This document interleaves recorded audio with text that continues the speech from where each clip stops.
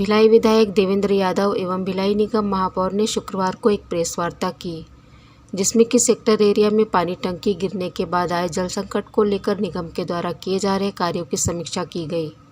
विधायक देवेंद्र यादव ने बताया कि पानी टंकी के रखरखाव की जिम्मेदारी प्लांट प्रशासन की है, परंतु जल संकट होने के बाद अपनी नैतिक जिम्मेदारी को समझते हुए भिलाई निगम के द्वारा हर घर में पानी की सप्लाई युद्ध स्तर पर की जा रही है। सांसद विजय बघेल को भी प्रेस वार्ता के जरिए विधायक देवेंद्र यादव ने आड़े हाथों लिया और अपनी प्रतिक्रिया मीडिया के सामने कुछ इस तरह से दी। तस्वीर खिंचाकर चलेगा, जिम्मेदार आज कोई नहीं है। देखिए, ऐसा है कि इस दुर्ग जिले के सांसद जी का जो रवैया टंकी गिरने के मामले में रहा वो बेहद निराशाजनक रहा। वो स्क्रीनिंग कमेटी के सदस्य हैं और उसके बावजूद जब उनको व्यवस्थाओं को सुधारने की ओर ध्यान देना चाहिए तो 10 मिनट एक पॉलिटिकल स्टंट करके यहाँ पर झाड़ू लगाकर निकल गए। ये ठग की भूमिका उन्होंने निभाई, जिस पर हमको आपत्ति है। उनको ठग नहीं बनना चाहिए। वो सांसद हैं, यहाँ के सांसद के रूप में उनको यहाँ पर बीएसपी प्रबंधन जो गैर जिम्मेदाराना रवैया अपना रही है उसमें चूँकि वो जिम्मेदार व्यक्ति हैं और दुर्ग जिले के सांसद है, उसमें उनको कदम उठाना चाहिए और काम करना चाहिए। नगर प्रशासन के द्वारा, भिलाई नगर निगम के द्वारा सेक्टर 4 में टैंकर की व्यवस्था, बोर की व्यवस्था, वाटर एटीएम की व्यवस्था और आरओ प्लांट की व्यवस्था की गई है। घर घर पानी पहुंचाने के लिए लगभग 15,000 जार नगर निगम की तरफ से मंगाए जा रहे हैं।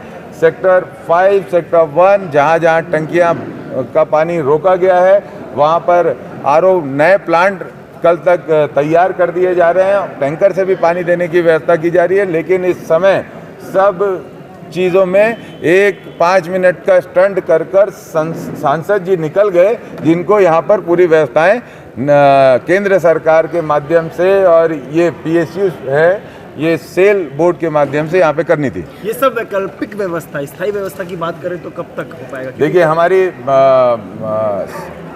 बीएसपी प्रबंधन से लगातार चर्चा चल रही है।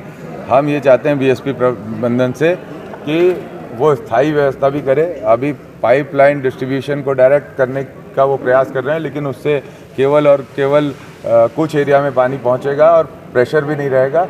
लेकिन पैरेलल व्यवस्था जो अस्थायी भी लोगों को देनी है, क्योंकि अभी 1 हफ्ते तक तो टेस्टिंग पीरियड रहेगा कि हम उसके बाद रिजल्ट पे आएंगे कि कहाँ तक बीएसपी पहुंच पा रहा है, कहाँ तक नहीं पहुंच पा रहा है। लेकिन ये 1 हफ्ते की भी व्यवस्था में अगर बीएसपी हाथ उठा देगा और बोलेगा उसके पास इसके लिए धन खर्च करने के लिए नहीं है, तो फिर इतना बड़ा प्लांट यहाँ के रहवासियों को अगर पानी पिलाने में भी वो कह देगा कि हमारे पास इसके लिए पैसा नहीं है, तो आपातकाल भूमिका कहाँ गई बीएसपी की जो पहले होती थी? तो ये सब पे सवाल है और ये सब के अगर कोई जिम्मेदार हैं तो हमारे आदरणीय, माननीय, बहुत ही कर्मठ, झाड़ू लगाने वाले सांसद जी हैं। यहाँ पर बीएसपी में एक बहुत सिस्टम से सब घरों में व्यवस्था थी पेयजल की, और अब चूंकि टैंकर से पानी सप्लाई, लोगों के पानी स्टोरेज करने की जगह नहीं है। वो किस तरीके से अब जो एक नई समस्या उनके सामने आ गई, इसको किस तरीके से देखते हैं? पाइपलाइन के जरिए पानी किस तरीके से सप्लाई हो पाए? पानी में पहुंच रहा है, लेकिन स्टोरेज करने के लिए उनके पास पर्याप्त न जगह हो पाती है, न कुछ हो पाता। क्वार्टर्स छोटे हैं, न उनके पास ओवरहेड टैंक होते, कई घरों में नहीं है। और जहाँ पे देखिए, ये व्यवस्था अच्छी थी तभी तक, अभी तक कोई बात नहीं थी। जब व्यवस्था चरमराई है तभी तो ये आज बात हो रही है। ये अगर पहले से इसका विकल्प बीएसपी ने तैयार किया होता तो आज ये परेशानी नहीं होती।